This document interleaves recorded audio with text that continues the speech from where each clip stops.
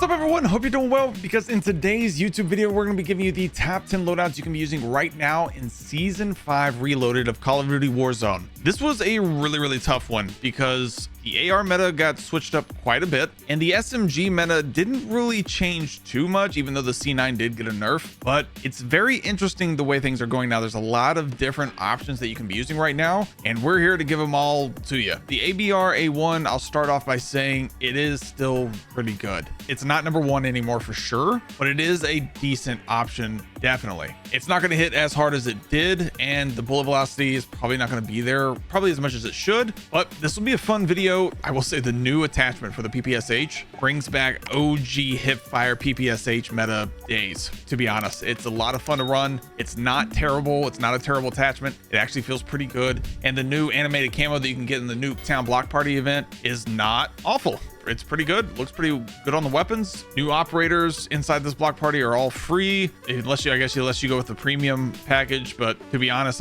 both are pretty solid. At least they're not cartoon skins. They're from the Nuketown, you know, all that kind of stuff. So I'm cool with that. But like I said, that new attachment and the loadout we're going to give you for the PPSH today is a lot of fun to run. Let's get into it.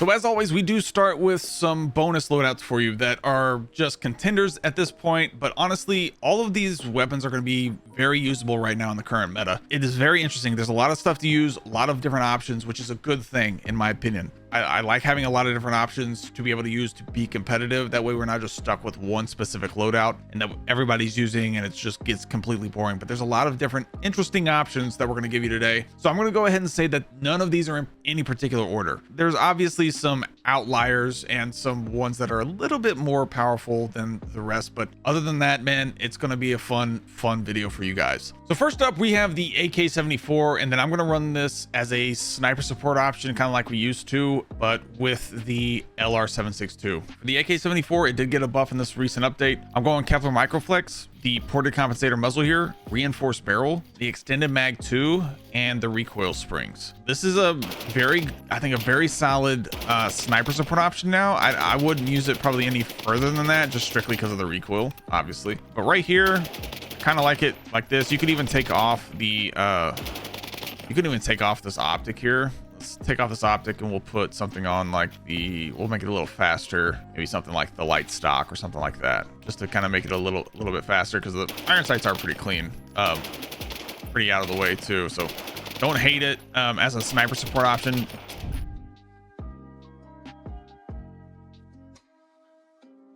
And then the LR762 one shots over 100 meters, which is very nice. For this LR762, I'm running mono suppressor here. I like the long barrel for sure, the lightweight handguard, the quick draw grip, and the overpressured rounds.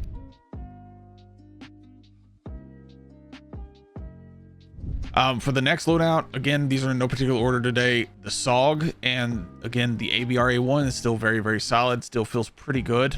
It's not top tier, but it's still a great option to use. So if you're like, oh man, I just got this leveled up and now I'm not gonna be able to use it, you'll be able to use it. It is competitive. For the SOG, I'm rocking reinforced barrel. I like the Ranger foregrip, extended mag 2 here, the light stock, and the recoil springs. I've been using this kind of build across my SMGs a little bit more. Has felt really solid, because the no stock and recoil springs don't take anything away from movement or anything like that. So very solid option. And then of course the ABR1, I'm going to be running this as a full auto option, I think, from here on out. After the buff, or after the nerf, excuse me. It just feels a little bit more solid after the nerf when it's full auto, but to each their own there. Still feels pretty good. TTK is a little bit better when it comes to the full auto option now, so just kind of keep that in mind. For that, I'm rocking Otero red dot sight. I've enjoyed whatever optic makes you comfortable. Ported compensator muzzle, long barrel here, the extended mag 2, and then the full auto rapid fire here. Absolutely love this build. Still a very solid option.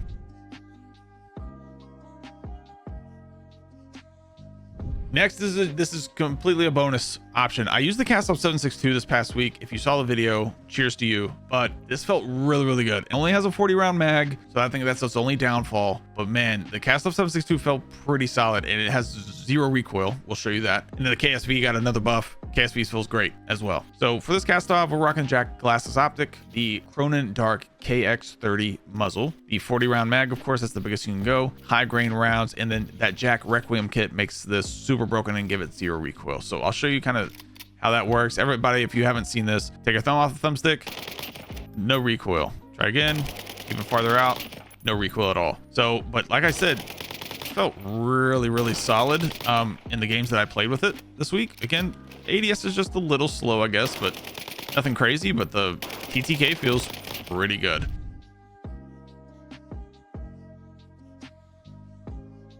And then of course the KSV, nobody's arguing this thing feels phenomenal. Absolutely love the KSV.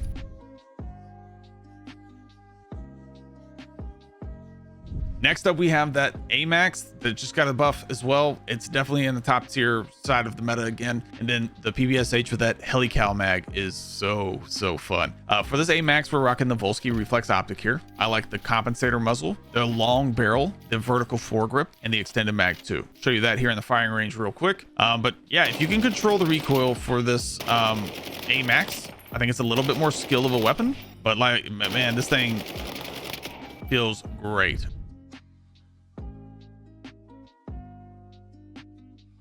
All right, and now for the helical mag for this PPSH. New camo, like I said, pretty clean. I do like it. The new camo does go on this. All right, so that's aim down sight, but now watch. Now, I know maybe some people are going to say, hey, you can make it hit like this in just without the helical mag. Nah, not like this.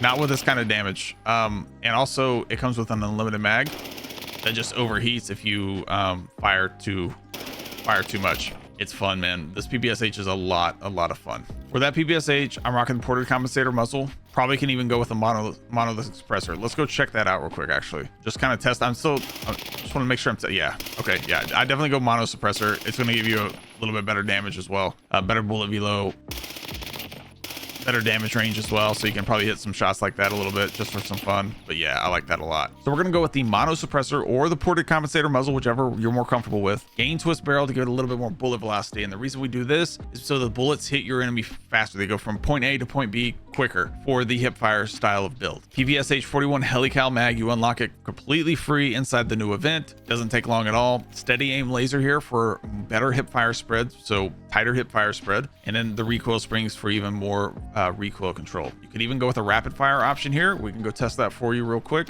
but it's just a little bit less controllable. But man, you know, we don't have a we have an unlimited mag, so we don't ever have to reload. I'm all right with a rapid fire option here for sure.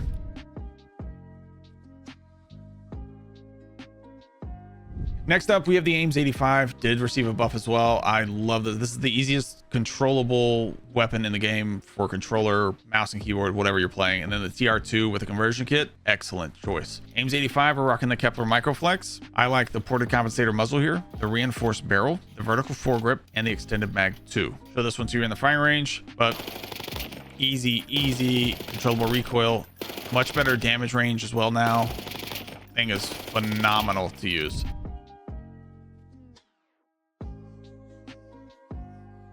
And then we have that TR2. I absolutely love this TR2, man. A lot of fun to run as well.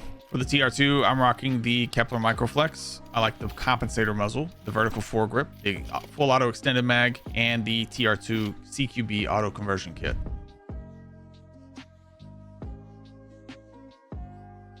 Next up, we have the XM4 that just got a buff and definitely is in contention for meta as well again. XM4 feels great. And then we have the LC10, which is still a solid option to use. The XM4, I'm rocking Kepler Microflex, compensator muzzle, the reinforced barrel here, extended mag 2 or extended mag 3 if you need the 70 round mag, and then the buffer weight stock here. I'll show this to you here in the firing range, but after using this in the firing range just yesterday compared to what it is today, this thing got a huge buff, absolutely enormous buff. This thing feels great. I absolutely love this option. XM4 feels phenomenal.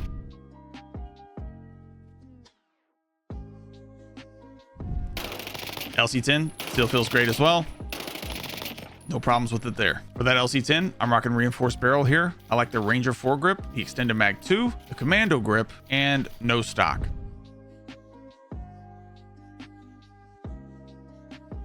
Next up, we have the Cipher 91. Cipher 91 did get a slight nerf. The base damage for this thing is still insanely good, still very usable. And then we have the Ladra, which is very, very solid also. Cipher 91 is still definitely in contention for me. It is one of the best base damages out there. I like the Volsky reflex optic, monolithic suppressor, the long barrel here, the vertical foregrip, the extended mag 2. Like I said, if you can control this, like this still feels, yeah, this still feels phenomenal. Like, it doesn't feel like it got nerfed at all right there. I absolutely love it.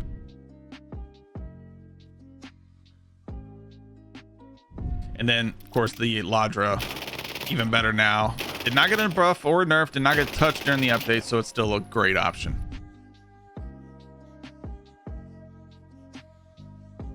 Now, next we have the GPR91. I think this jumps into number 2 probably overall for me, number 2 or number 3. The GPR feels great. Jackal feels great. Love this option too. Volsky reflex optic here. Ported compensator muzzle. Use whatever optic makes you comfortable, by the way. I like the reinforced barrel here. Maybe long barrel's fine too, but I like a little bit more bullet velo. Vertical foregrip and extended mag 2.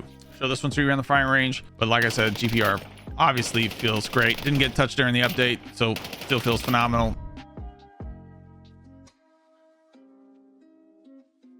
And then the Jackal, though, the Jackal's going to be a problem, I think. Again, buffing this thing again is going to be interesting for sure. For that Jackal, we were rocking the ported compensator muzzle. I like the long barrel here, the vertical foregrip, the extended mag 2, and the no stock here for sure.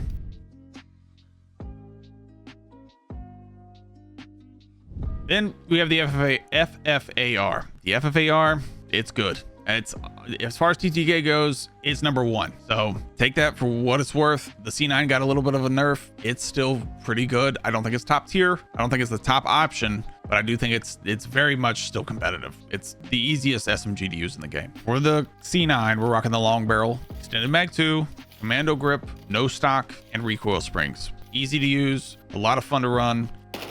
Still very good, decent TTK. It's better than the KSV. All right, so if you're looking for an easy to use option that has very little recoil, I still like the C9.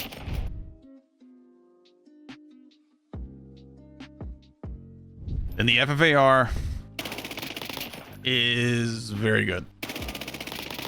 It's just an interesting option to use because, especially if you're on like your FOV is like crazy high, like 120, it's just going to give you this, and that's because of like where the sight is actually positioned on the weapon. So if you look at this sight, I don't really know how to show you this. Oh, if you look at that, how the sight is positioned on the weapon right here, it's a little further forward than most, which are usually kind of back here. Let's see if I can show you like on the GPR. So like the GPR is a little bit more positioned back here on the weapon compared to like the handle or the grip. It's just, like the handle and the sight are just farther forward on specific weapons. Just it's interesting. I don't know, could be just the blueprint too, but just what it feels like to me.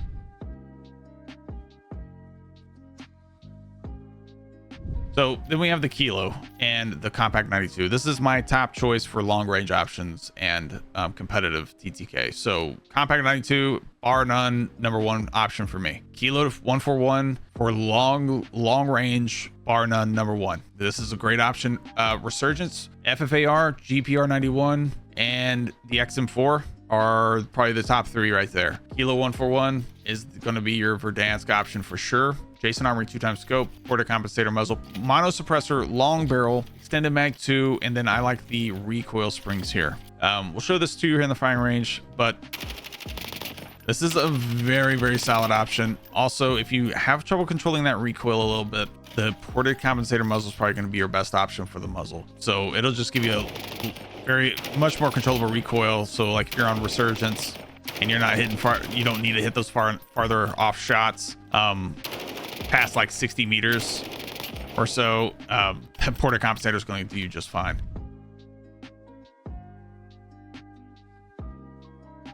And then the Compact 92, not even a question. This thing is number 1.